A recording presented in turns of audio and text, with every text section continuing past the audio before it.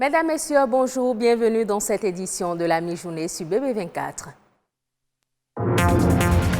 80 millions de grossesses non désirées entraînant 70 000 décès pour cause d'avortement sont enregistrés chaque année dans le monde. La Journée mondiale de la contraception, célébrée ce 26 septembre, vise essentiellement à promouvoir l'espacement des naissances. Question pour les écoliers de reprendre les classes de CI, du CE et du CM1. La mise en application de la réforme du passage systématique des maths dès cette rentrée. Quelques acteurs du système éducatif se prononcent dans ce journal. Le conte, un véritable art qui relate des récits dans le but d'instruire ou distraire ceux qui écoutent. Même s'il est en voie de disparition, le conte occupe une place importante dans la société.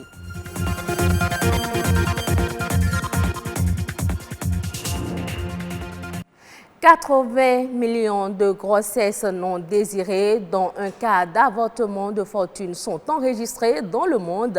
Chaque année, environ 70 000 femmes décèdent des suites de ces avortements pratiqués dans des conditions d'hygiène et de sécurité précaires. Ce 26 septembre, c'est la journée mondiale de la contraception, une journée qui est célébrée et soutenue par plusieurs organisations dans différents pays. L'objectif est de réduire le nombre de grossesses non désirées et d'assurer l'espacement des naissances dans le monde. Amundine Anyamboussou. 211 millions de grossesses ont lieu dans le monde chaque année et plus de 40% sont des grossesses non désirées. Le constat est tragique et pour y faire face, la contraception apparaît comme une solution. Et cette méthode qui permettra d'espacer les naissances comme vous le souhaitez ou de concevoir quand vous le voulez. Il est important d'espacer les naissances premièrement pour permettre au corps de la femme de régénérer après un accouchement. Je crois que les médecins recommandent souvent 2 ans. Ça permet aussi au couple de souffler financièrement parce qu'un enfant c'est des dépenses. De nombreuses méthodes de contraception existent pour soulager les femmes. Il y a les méthodes hormonales, il y a les méthodes non hormonales et les méthodes que j'appelle souvent les méthodes naturelles. La méthode hormonale, vous avez le Jadel, vous avez la pilule, vous avez le Sayana Press, l'injection. Et mis à part ça, les méthodes non hormonales, il y a le préservatif. Pour ce qui est des méthodes naturelles, il y a la méthode de la glaire cervicale. Il y a l'allaitement maternel, uniquement l'allaitement maternel. Malgré leurs avantages, les méthodes contraceptives présentent des effets secondaires, ce qui pousse certaines femmes à ne plus les adopter. Juste après l'accouchement de ma fille, j'ai voulu espacer la grossesse qui va venir au moins de 3 ans. J'ai vu le gynécologue avec qui j'ai discuté, donc il m'a proposé plusieurs méthodes. J'ai préféré une contraception injectable. Il y a d'autres effets secondaires sur lesquels je n'ai pas été trop avertie, que je commençais par avoir comme des maux de tête de temps en temps, malgré tout ce que je prenais contre les maux de tête. Après, j'ai commencé par ressentir que j'ai commencé par grossir, quoi. J'avais plus du tout l'envie d'avoir des rapports sexuels. J'ai utilisé cette méthode pendant environ 1 an, 2 mois, comme ça. Une contraception efficace est avant tout celle qui convient au moment où elle est utilisée. Il ne faut pas se lever et dire je veux une méthode. On ne peut pas. Il y a des méthodes qui ne conviennent pas aux personnes qui sont prédisposées à grossir comme moi. Et il faut dire aussi que c'est l'organisme qui s'adapte à la chose. Si ton organisme ne s'adapte pas, il va peut-être falloir penser changer. Et en plus de ces mythes-là, il faut vraiment se porter vers les personnes adaptées à donner les informations en rapport à. Et ces personnes sont les seules capables de réajuster quand ça ne va pas. Quand telle méthode qui visiblement devrait marcher avec telle personne ne marche pas, c'est les seuls capables de vous faire changer de méthode contraceptive. Donc, il ne faut pas aller sur ce terrain-là en promenade. Il faut les informations et il faut un suivi médical rigoureux. Pour permettre aux femmes de faire des choix éclairés en matière de contraception, une prise de conscience collective est indispensable. Dans quelques jours démarre sur toute l'étendue du territoire national la rentrée scolaire. Une reprise des classes qui connaîtra la mise en application d'une réforme au niveau du primaire. Il s'agit du passage en classe supérieure, désormais systématique pour les écoliers du CI, du CE1 et du CM1. Plus de redoublement donc à ces trois niveaux. De quoi retourne cette réforme et mieux qu'en pensent les acteurs du système éducatif? Je vous propose de suivre ce reportage réalisé par Rodrigue Babagbeto. Note circulaire en date du 2 septembre 2020 que les directeurs départementaux des enseignements maternels et primaires ont reçu cette instruction. Il est recommandé de mettre en œuvre la formule de sous-cycle pour le passage systématique au cours suivant des apprenants de CI, CE1 et CM1. Raison évoquée par le ministre des Enseignements maternels et primaires, la base du programme Approche par compétences élaboré et adopté par le Bénin. Aline est directrice d'une école primaire publique et se retrouve aujourd'hui perplexe face à une telle décision. Les niveaux de compétences du C2 au CM1 diffèrent.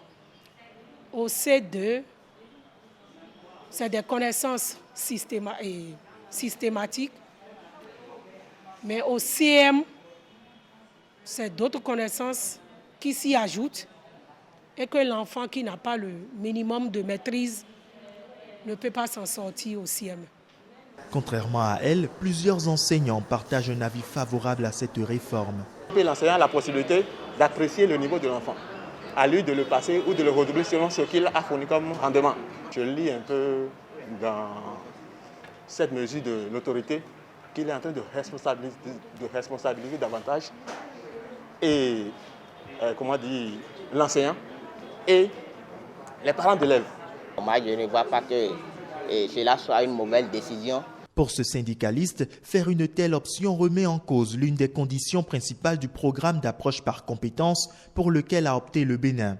L'approche par compétences demande d'être maître de la classe, tout au moins dans la connaissance individuelle des besoins de chaque enfant et dans l'accompagnement qu'on va lui apporter pour l'aider donc à couvrir ces besoins-là. Mais dans le cas du Bénin, vous avez encore des classes à effectifs pléthoriques.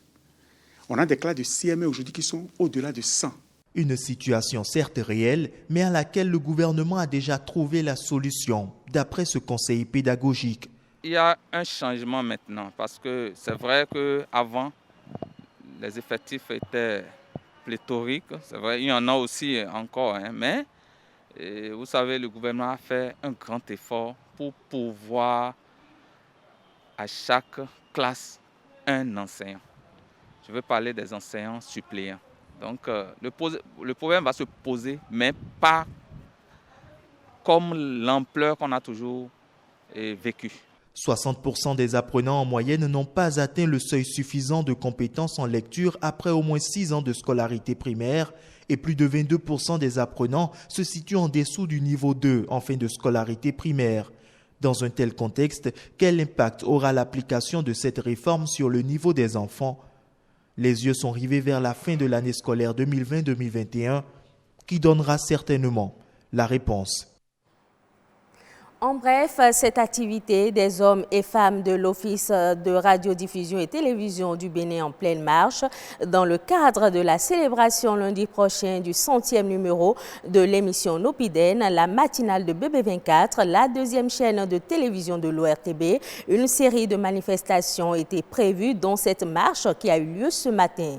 Une marche ponctuée de quelques exercices physiques qui les conduit des locaux de la télévision BB24 vers un centre de fitness à Weiho. À la fin de la séance, une causerie débat a eu lieu sur l'obligation de la femme au foyer d'avoir un revenu afin de contribuer aux charges du ménage. Le compte rendu de cette journée vous sera présenté dans nos prochaines éditions, mais déjà prenez le rendez-vous lundi à 6h30 pour la grande célébration sur BB24.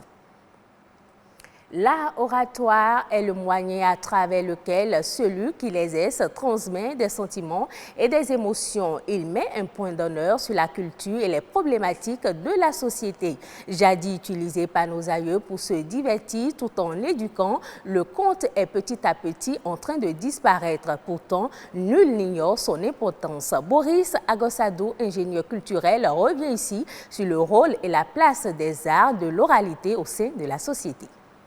Les arts oratoires, c'est tout ce qui est en rapport au récit, à la voix.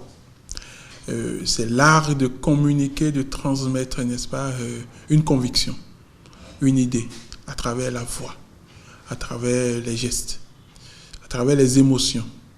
Après, la colonisation faisant son chemin, Senghor, principalement, et toute une catégorie d'écrivains ont connu l'écriture, et ceux-là étaient les pionniers de la vraie oralité, parce que c'est eux qui ont transcrit, c'est eux qui ont remis ce que les anciens disaient, voilà, c'est eux qui ont mis ça dans des bouquins.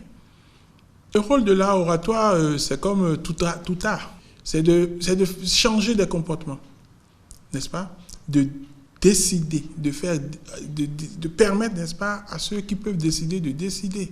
C'est de développer, c'est de changer, n'est-ce pas, des méthodes de vie, des comportements de vie, d'adopter des bonnes pratiques. Ils ont toujours à la fin ou au début une leçon de morale. Une leçon de morale. Et quand vous écoutez vous suivez cette leçon, alors là, vous changez. Au moins, vous vous rappelez qu'il y a telle chose qui a été dite à un moment donné par tel orateur. Le conteur, il peut, sur des faits de société, peut se décider, n'est-ce pas, de parler, par exemple, de ceux qui brûlent le feu, ou ceux qui ne s'arrêtent pas au feu, voilà, vous comprenez, ceux qui urinent en pleine rue, vous voyez, ceux qui, voilà. Donc, forcément, ceux qui s'y intéressent et s'y collent changent. Les autres faits de l'actualité nationale, c'est dans la Nation, bref, réalisé par Amandine Anyamboussou.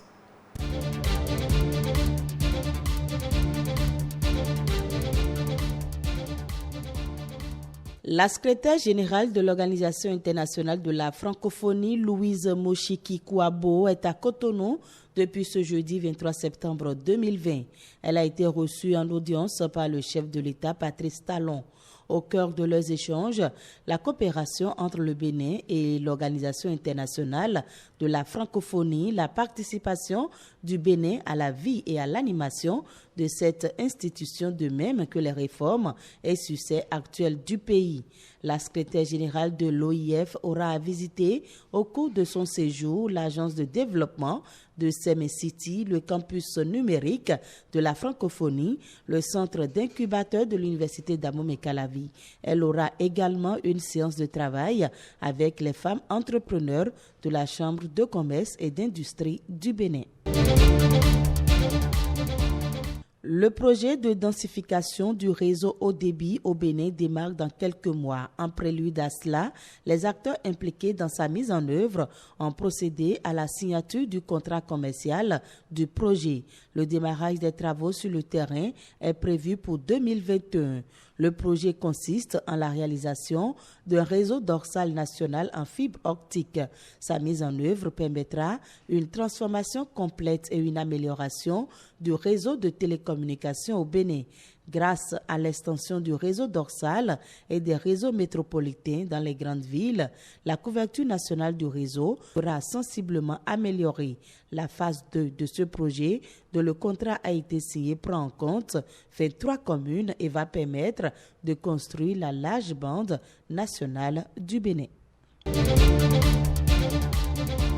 Le ministère de la Communication et de la Poste, à travers la Direction générale de la Communication et des médias, a eu un atelier regroupant les professionnels des médias, du droit, du numérique et autres sur la liberté de presse à l'aide du numérique.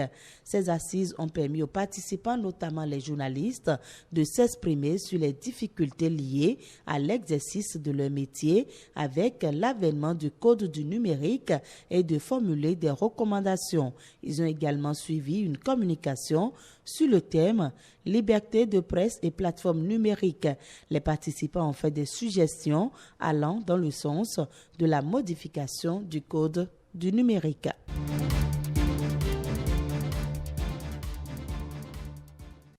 Hors du Bénin, le Ghana va bénéficier d'un financement de plus de 62 milliards de francs CFA de la Banque mondiale pour la mise en œuvre d'un projet d'assainissement dans la région du Grand Accra. Cet appui financier va servir à fournir de l'eau, des installations sanitaires et d'hygiène aux écoles et aux établissements de santé dans les zones du Grand Accra et du Grand Koumassi. Il permettra également de renforcer les capacités et d'améliorer la gestion des eaux usées dans les régions concernées. Environ 550 000 personnes devraient bénéficier de ce projet. Ainsi se referme cette édition. Merci de l'avoir suivi.